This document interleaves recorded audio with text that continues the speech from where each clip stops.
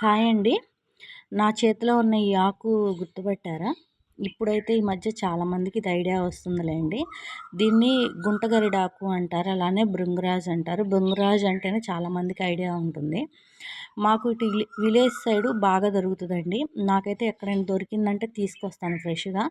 బాగా ఎండలో పెట్టేసి ఎండబెట్టి మిక్సీ చేసి పొడి చేసి డబ్బాలో పెట్టుకుంటాను.